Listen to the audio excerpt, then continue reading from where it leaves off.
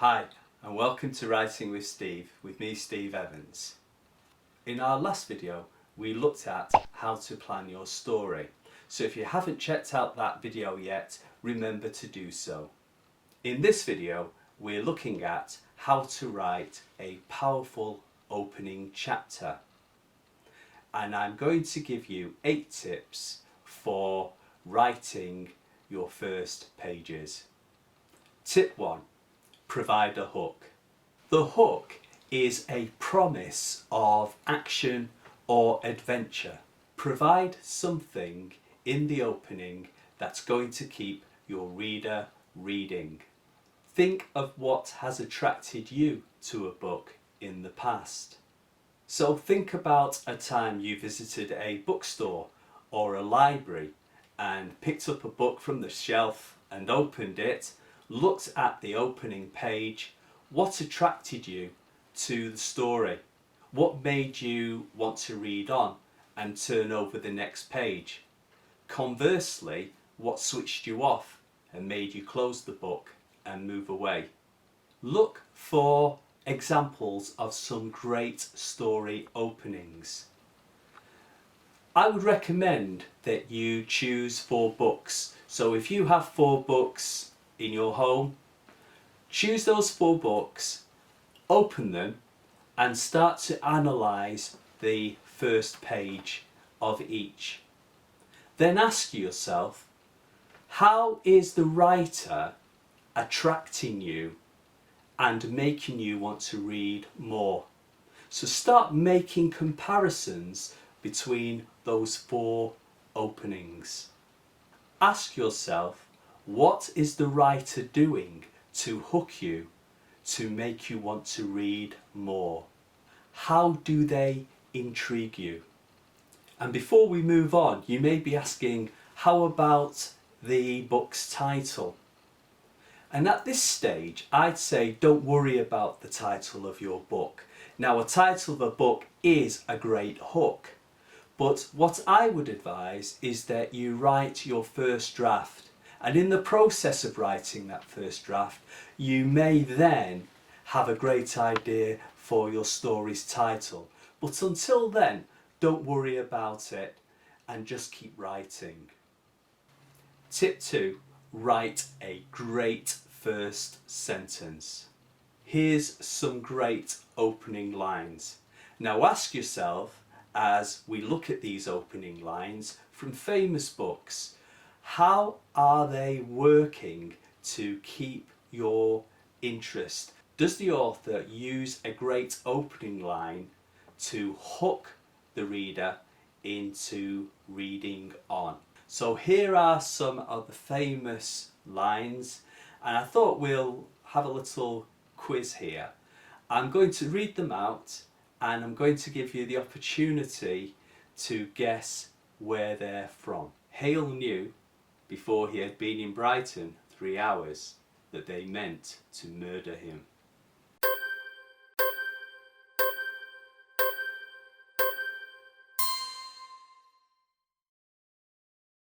I write this sitting in the kitchen sink.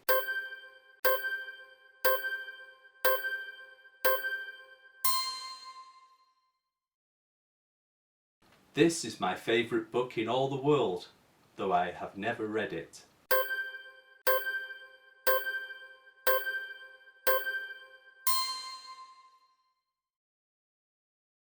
It was a bright, cold day in April, and the clocks were striking 13.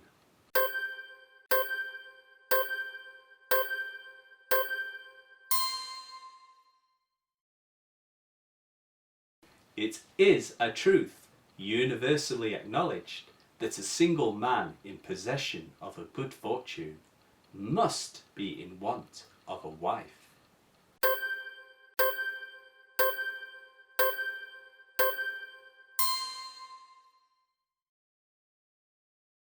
How did you get on? Well, you know them now, but I would stake that you probably recognised the last 2. Clock striking 13 is from 1984. Now ask yourself, does that line not make you curious to ask why the clocks are striking 13? What kind of world is it creating in your mind? Also, does it suggest a particular genre? Well, it would certainly intrigue me to read on. The last quote, of course, is from Pride and Prejudice by Jane Austen. And as you heard that line, did it perhaps indicate what sort of story you were going to read? What was going to happen? Did it perhaps set a particular mood? Was it humorous? So a great opening line can convey and carry so much information and be a fantastic hook to keep the reader wanting to read on. So from the 4 books that you've chosen, read the opening lines and ask yourself the following. Ask, are they surprising, a dramatic statement, philosophical, or poetic? Regarding a poetic first line, if you Google A Tale of Two Cities by Charles Dickens, just read the amazing opening balanced first sentence and you will get a sense of what poetic reads like. Tip 3, introduce your character and introduce them as quickly as possible. Also, you'll want to establish the time and the place where your main character is situated. Now, you may want to withhold that information to intrigue your readers further, but I would say that 99% of the time you need to provide them with information regarding the place and the time your story is set. Remember, if you haven't yet watched our video on planning your story, we do have a segment in there about establishing time and place, so please remember to check it out. So this is the character who is going on the journey, and as they take this journey they are going to develop as people and they are going to gain insights along the way. So of course you want to take your reader along with them. So you need to make your character as interesting and as intriguing and as attractive as possible. Start providing details about your main character as soon as possible. What are their strengths and weaknesses? What do they like? What do they dislike? What makes them tick? What is so intriguing about them? Remember to chart what are their desires, what motivates them, and how are they going to achieve their wishes. Now place them in a situation. Are they stranded on a desert island? Are they on the maiden voyage of the Titanic? Are they on the first space mission to Mars? Tip 4, set the tone and the mood. Signal to the audience whether the story is going to be light and frivolous or heavy and sad.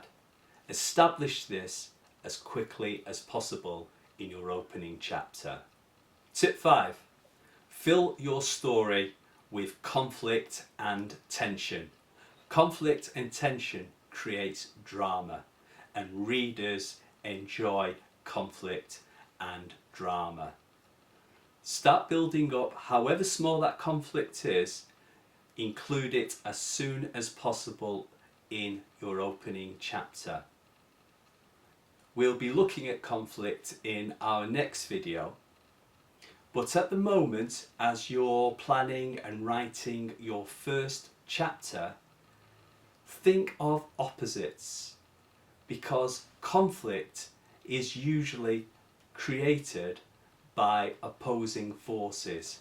So think of opposites that you can place within the opening chapter. Creating a situation with plenty of conflict is a great way for your readers to become involved in the story very quickly. It provides a great way for them to gauge your character and what kind of personality he or she has in reacting to the situation. Okay, and I think it's really important to stress this, that you need not make your character a hero and totally good. We are, after all, a combination of light and shade. We are capable of doing good things, but we are also capable of doing silly things and bad things. The more that you can make your character human, the more your reader will recognise him and her, and maybe recognise themselves in that character, and they will start to invest their time and particularly and importantly their emotion in them. And that's why I'm going to refer to your main character as a protagonist and not a hero, because the word hero has associations of moral goodness, but your protagonist may not be a good person. Take James Bond for example. He's a licensed killer and a cold-blooded murderer, but we still root for him. Tip 6. Don't do too much research at this stage. At this stage, at the moment, just concentrate on getting your story down and working on the premise. You can do the research once you've written your first draft and then start making any necessary amendments then. And even once you've done your research, you want to wear that very lightly in your story. Remember, story comes first. Research is the dressing that gives it texture and taste. Tip 7. Reader comes first.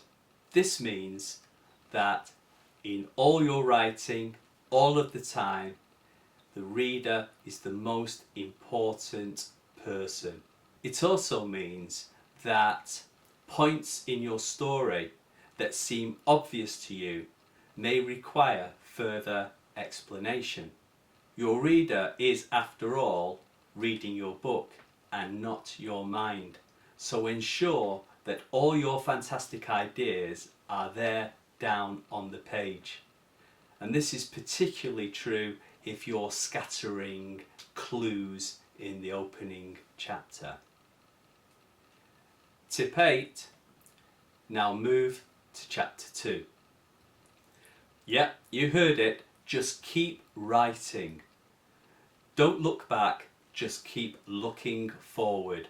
Don't worry about redundancies, lack of logic, cliches. They're all going to be tidied up once you've got everything down and you're going to start your first proofreading. And moving on, in our next video we're going to be looking at the antagonist, the source of great conflict, of great tension and great drama in your story. We'll also be looking at your story's structure and introducing the other characters and character types. If you haven't done so already, please subscribe and please leave me a comment with suggestions for other content we can provide for you. Until next time, write well. I hope you liked this video and don't forget to check out our other videos.